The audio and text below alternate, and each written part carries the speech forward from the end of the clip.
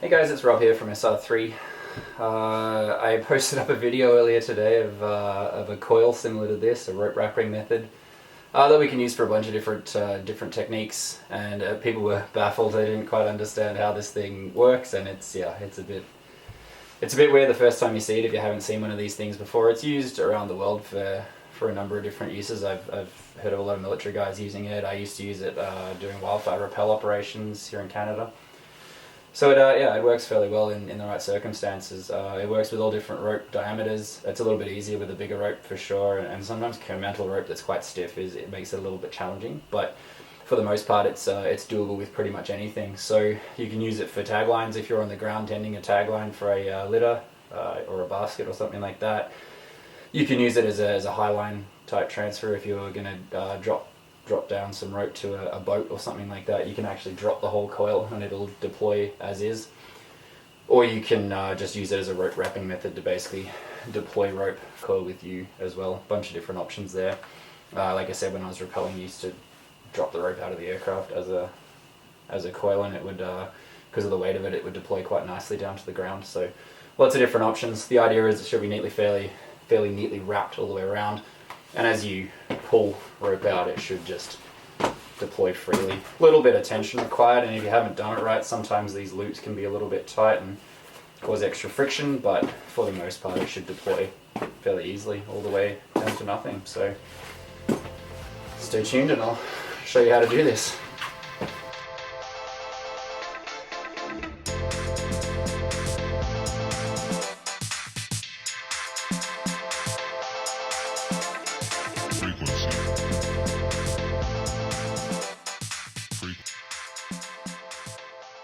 Okay, so I have 70 meters of rope here, and what I'm going to do is find an end to start with and just tie an overhand loop in the end of the rope. That's going to be your starting point. Overhand's good just because it takes up a little less space. So there's my loop to start with there. And all I'm going to do is take the end of that and I'm going to go around my legs. Sitting down is good, find a nice comfy spot. Once, twice, and I'm going to come back for a third time, and I'm going to stop with that loop kind of right in the middle between my legs. Ideally you want to grab the other end of the rope now, the one that's continuing down line here. Get that knot out of there. Bring it around to the top to your starting point, and then you want to kind of cinch it up so there's about a fist between your two knees. Right. From the rope that's continuing along here, you're going to make a little bite in that, pass it through the loop that you've started with, and you're going to hold that bite there. Now, as you can see here, this is the tail that continues down the rest of the 70 meters of rope, and I'm going to put one hand, my stronger hand, typically my right hand, through the center of the loop that I've made around my legs, and I'm going to grab a hold of that 70 meters of rope. I've got the bite in my other hand, I haven't let go of that. And the motion that you're looking to do is it basically goes backwards and forwards across the loop here. So this is your starting loop. I'm going to grab my 70 meters of rope here. I'm going to pass it through my knees, through the donut if you will, make another bite, and I'm going to pass it through the starting loop. I haven't let go, I've never let go with this hand here. I'm going to pass it back underneath again, make another bite. You can just kind of grab a pinch there, pull tight through the loop. You're always taking a bite of the rope, you pull it back through again the other way, take a bite through the loop, pull tight. Back to the other side, make a bite through the loop, pull tight. You've always got a loop there, and you've got to manage the size of that loop, otherwise it takes you forever. So you just pull all the slack out and you just want a little bite there. And as you work your way around, the loop just kind of gets cycled around your leg. Never let go of this hand here. So I'm taking a bite, through the original loop, pull tight. Back to the other side, through the original loop, pull tight.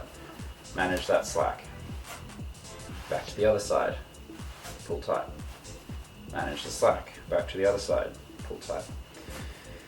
And if you really get pedantic, you just need to make sure that the wraps are neatly stacked. You don't want them crossing over. You don't want them kind of intermeshing too much, otherwise that causes issues later on when it comes time to deploy the rope.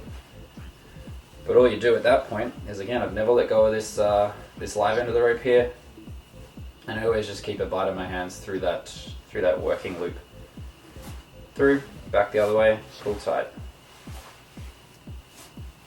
And all I'm doing, bringing it back underneath, through the loop, pull tight. Back the other way in front, pull tight. And it always alternates front and behind. Slide it down, tighten it all up. The tighter you make this first loop, the better. Like a sewing machine. Push tight. And just keep working your way along. It's kind of slow on the first go over, just because you're not covering a lot of ground. The wraps aren't that big, so it takes a little while to make your way around this first loop here. But I'm just going back and forth. So it's under over every single time, through the loops, and just cinching it up as you go. If you need to stop for any reason, you can keep that loop there, and as long as you're fairly gentle, you can take it off your legs at this point. But you just want to be careful not to go through the same loop on the same side of the rope twice, so you're always alternating backwards and forwards. Once you get back around to the starting point, you just simply keep going. So you go over the top. For the existing one, be nice and careful to make sure that you're not getting stuff tangled up here as you go. Keep it nice and bunched up. That'll actually help it later when it comes time to deploy it. Try and get it nice and neat. And as you get to this point here, simply continue wrapping over the top of what's already there. You don't want to go too tight with the loops. If you're really cinching down between goes, if you put it through and then really pull tight on that loop, it won't deploy as easily. But you don't want to have it slack and get the opportunity for miswraps and things either on deployment. So there's a fine line. You just want them neatly stacked halfway, and on we go. You don't want to go less than that, because as the interior or the inside diameter of this coil starts to increase as the layers build up, you'll actually run out of space between your knees and you won't be able to move freely between them. This one's probably a little bit big, but it's not too bad. I'm just continuing back and forth, cinching it up. You know it's bad when your knees start getting scrunched together because you're running out of time, slack in the rope. We're getting pretty close here now, I think. And again, it's just a constant process, backwards and forwards. I've never let go of the rope with my right hand. This one here never lets go, and I always keep my left hand through those loops, right? One other thing that you see is with this loop that you're passing through, you don't want to put twists in that. So if I put a twist in it and then put it through, it starts to get miswrapped as well. So you got to be careful of keeping them nice and flat. And you'll see as the layers start to wrap that it's a certain way that it stacks really nicely, and other ways that it doesn't.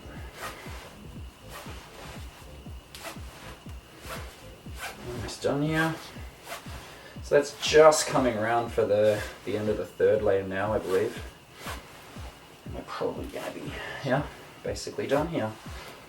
So once you get to the end, if you want to finish it, all you do is take the tail end of the rope, pass it through the loop, pull tight, and then there's no way that it can come apart. It's all nicely cinched up there. When you're ready to deploy it, don't forget to pull it back through again, and all you're doing is pulling it out, and it will continue to deploy nice and smooth, hopefully.